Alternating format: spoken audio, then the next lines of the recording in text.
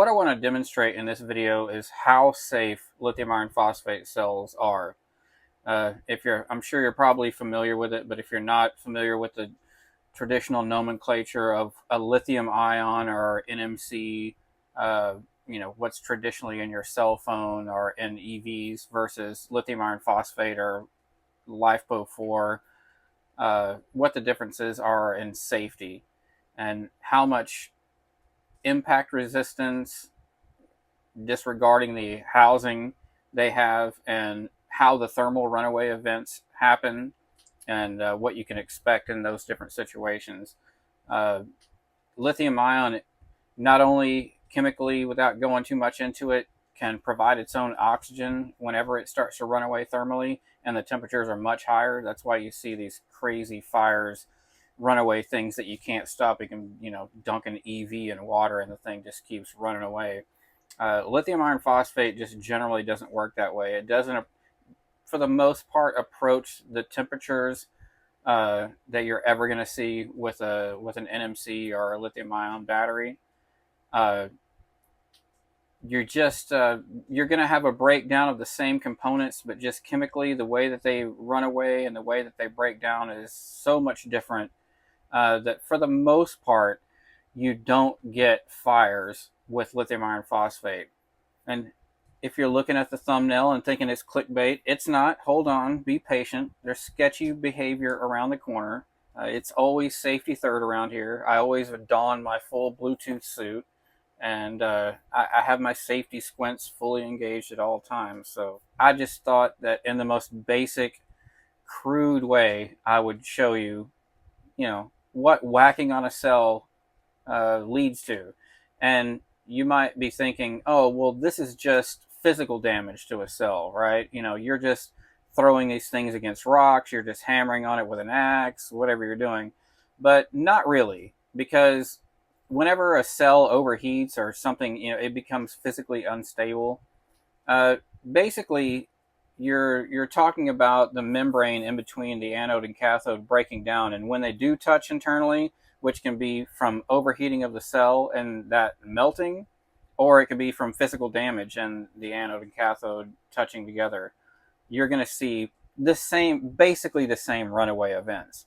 And for you safety first types, what you can't see in this video is the fact that I have a piece of Lexan in between myself and the batteries, exercising my version of maximum safety with an axe and a gloved hand, kind of reaching around the side of the Lexan and whacking it, because you'd have to be something special to walk up to a lithium ion battery and just whack it with an axe. You'd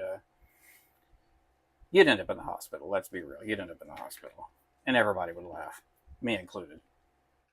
Well, enough of the yakking and on with the destruction.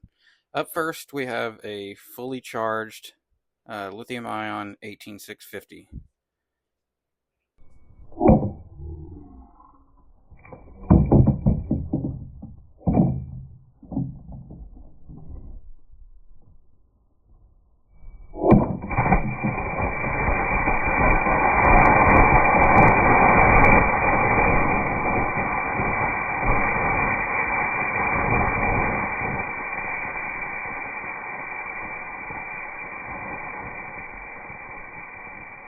This is way more dramatic in real life. This is outside in very intense sunlight, and this happens extremely fast. The heat buildup and release is just, unless you've seen it in person, it's pretty spectacular. And what I'm trying to show in this video is that even if you have a battery that's showing that it's discharged, it's still extremely hazardous. You can see I'm shorting the terminals together on this battery, and it's blown the overcurrent device.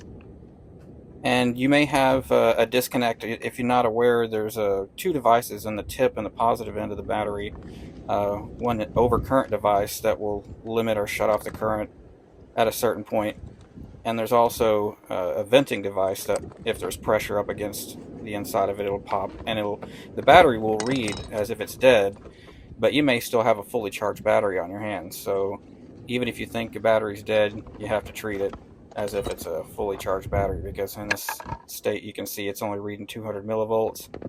but when we dropped the hammer on it, she still got plenty juice.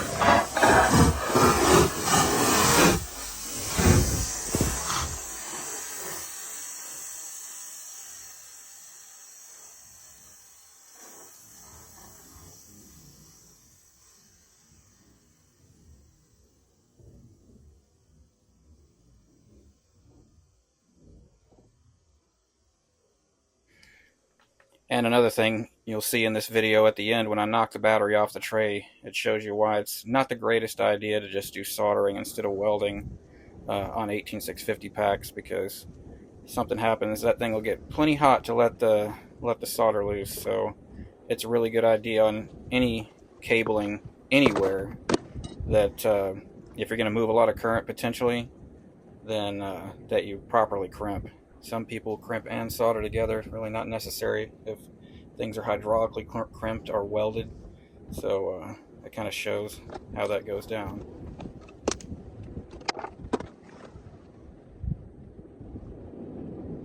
Now you'll see a world of difference. This is a fully charged lithium iron phosphate battery, and it's a larger cell with a lot more potential, and no matter how many times I whack on it with this axe, all you get is about 10 to 20 minutes worth of smoldering, and it never gets close to approaching the temperatures of a lithium ion, and obviously never combusts.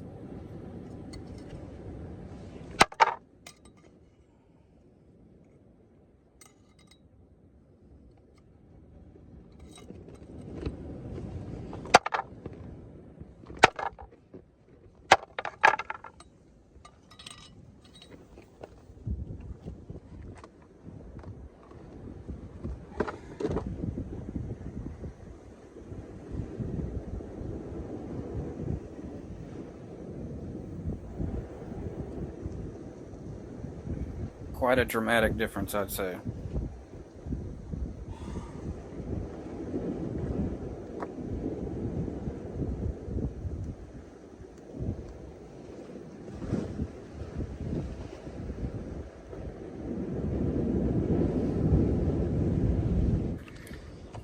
Now here's a brand new EVE 280 amp hour lithium iron phosphate prismatic cell. Now this is the same as any cell that you're going to find inside your drop-in batteries. This is a larger version. Most are 100 amp hour cells, sometimes wired in series parallel. But I just wanted to show you what abuse these things can take. Notice I'm just throwing this thing around like nothing. I don't have any gloves on because I'm so confident that this thing's not going to hurt me. We've chucked it up against the rocks.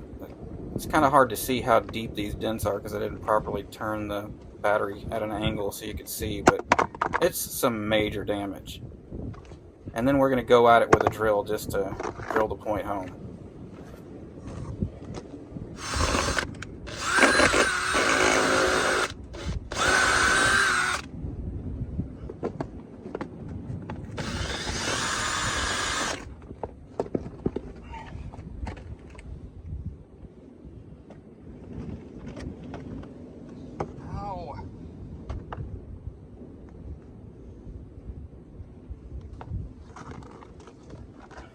Now, what technology would you rather have on your boat? Something that can take that level of abuse and you get 20 minutes worth of smoldering.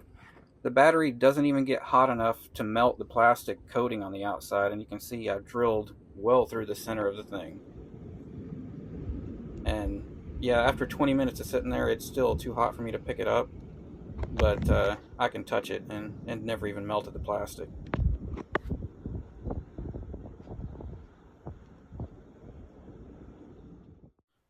I think that picture just drives home the point pretty good. That thing took a beating and didn't get anywhere really near dangerous. And that's all for today. See you next time.